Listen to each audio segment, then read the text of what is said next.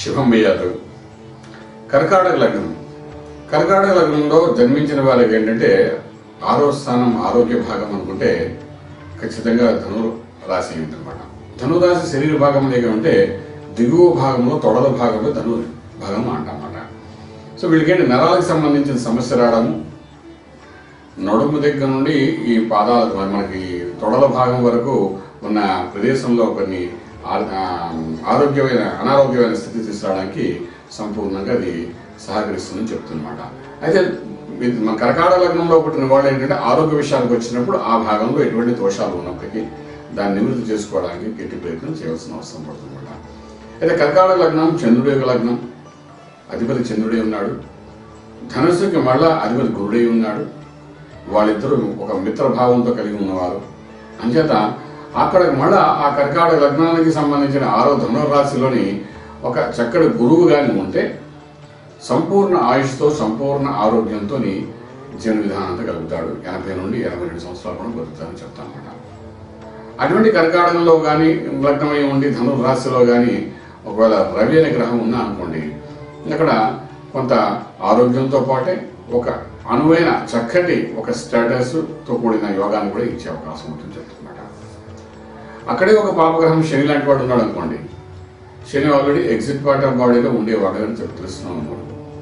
వాడు ఏం చేస్తాడంటే నరాలకు సంబంధించింది తర్వాత ఏదో ఒక అనారోగ్య స్థితి ఈ ధనుర్భాగంలోని మనకు చేయడానికి అవకాశం ఉంది. ధనుర్భాగంలో శరీరంలో ధనుర్భాగం అనేది ఏ భాగం అయితే ఉంటుందో ఆ భాగంలో ఇబ్బంది పెట్టడానికి అవకాశం ఉంటుంది. అదేవిధంగా కుజుడు ఉంటే కాళ్ళకి దెబ్బలు తీసుకురావడం, చాలా మంది డిస్లొకేట్ అయ్యింది అంటుంటారు. ఈ నడుము దగ్గర కాళ్ళకి మధ్యన నడిచేటప్పుడు ఇబ్బంది పడతారని చెప్తుంటుంటారు. ఆ డిస్లొకేషన్ ఆఫ్ ది బోన్స్ ఇవన్నీ ఇలాగంటే కర్కాటక రాశి వారికి లగ్నం వారికి ఎక్కువగా కనబడుతుందన్నమాట. కారణం ఏంటి, అక్కడ ధనుర్భాగం అనేది 6వ స్థానం కాబట్టి. సో ఇటువంటి పరిస్థితుల్లో మనకి ఏం చేయాలి, మళ్ళీ జ్యోతిర్వైద్యం మనకు చెప్తున్నమాట.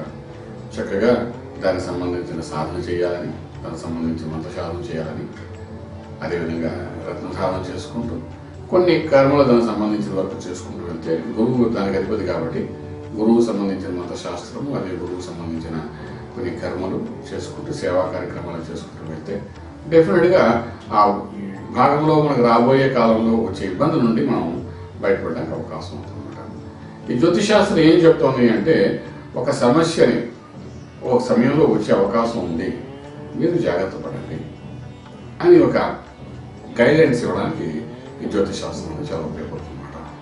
ఈ గైడ్లైన్స్ అంటే అర్థం ఏంటంటే, ఇక్కడ మన లైఫ్ ఒక టెక్స్ట్ బుక్ అనుకుంటే కొన్ని విషయాలు మన లైఫ్ మన గురించి తెలియదు.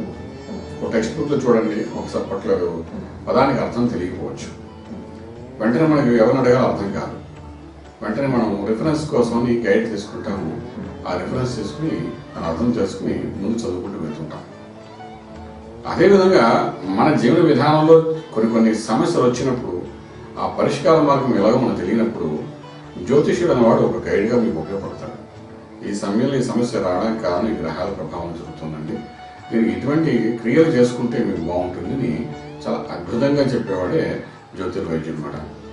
సో వాడు అలా చెప్పినప్పుడు దాని జాగ్రత్తగా ఒక నమ్మకం అని కాకుండా ఒక సిస్టమ్ని ఫాలో అయ్యి వాళ్ళు చెప్పిన విధానంగా ముందుకు వెళ్ళడానికి ప్రయత్నం చేస్తే అక్కడ సమస్య రావడానికి దేని ప్రభావం వచ్చింది ఆ ప్రభావాన్ని దాటుకుని వెళ్ళడానికి చేయవలసిన కర్మలు కానీ చేసుకుంటూ వెళ్తే సమస్యనైతే ఆపలేము, కానీ దాన్ని అధిగమించడానికి కావాల్సిన శక్తిని మనం సమకూర్చడానికి అవకాశం ఉంది. అలా చేసుకుని ముందుకు వెళ్ళడానికి ప్రయత్నం చేస్తే డెఫినెట్గా సక్సెస్ లైఫ్ ఉంటుంది, రాజమార్గంలో రాజయోగం పొందగలుగుతారు. పూర్తి వివరాలకు సంప్రదించండి Shri Vedamata Gayatri Jyotishalayam, Brahmashri Mantha Suryanarayana Sharma, lake view apartment, 4th floor, Chitrapuri colony, Khajaguda, Delhi public school ప్రక్కన, నానక్రామ్గూడ, హైదరాబాద్ 5,08,000. Phone numbers 8855559147, 8855559148, 9963267500, 9396772133.